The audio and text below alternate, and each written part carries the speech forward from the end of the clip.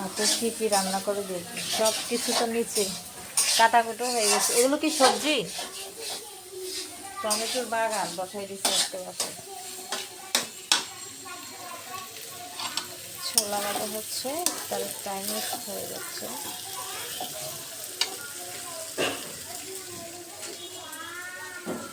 বাকিটা তরকারি।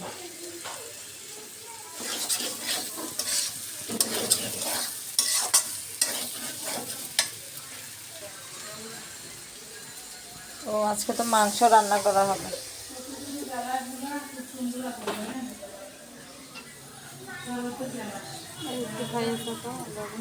সিদ্ধ হয়নি।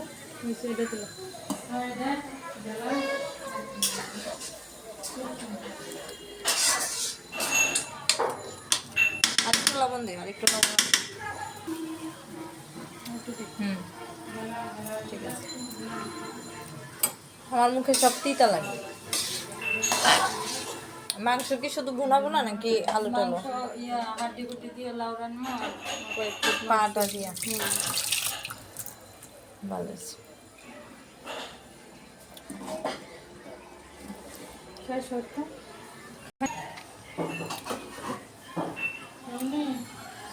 দিন থাকতে রান্না বান্না হয়ে গেলে রাতে আর ভেজাল লাগে না রমজান মাসে।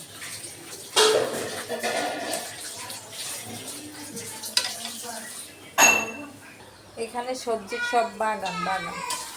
বেগুন দিয়ে কি দিয়ে রান্না করবি? এগুলো কি বরিশাল থেকে আনছে? সাদা সাদা বেগুন এগুলা বরিশালের জিনিস, খাইতে সেই স্বাদ না? টমেটো দিয়ে আপু আজকে না টক ঝোল রান্না করার কথা ছিল।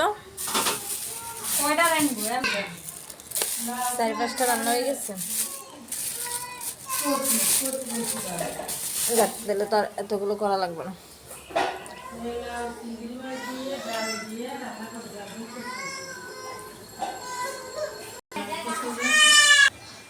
লাউ দিয়ে আজকে কি রান্না আনছি?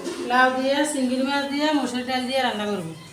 মসুর ডালও দেন? মানে চিংড়ি মাছ দিলে দিলে ভালো লাগে, শুধু চিংড়ি মাছ দিলে ভালো লাগে না। কি কোন? এমনি তো শুধু চিংড়িতেও মজা লাগে। প্রত্যেকদিন যে আইটেম খাই চিংড়ি মাছ দিয়ে খাই, আজকে ডাল ছ দিয়ে একটু একটু করলে খালি কুড়াগান তুলিয়ে চামড়াও কিনেও কিন্তু একদম কষি না।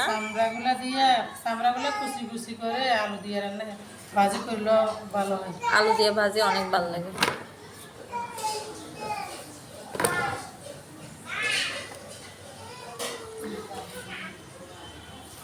চিংড়ি মাছ দিয়ে আমরা আবার লাউ একটু লম্বা লম্বা করে কাটি, আপনারা তো একটু এইভাবে কাটেন। এক এক জায়গায় এক এক স্টাইল।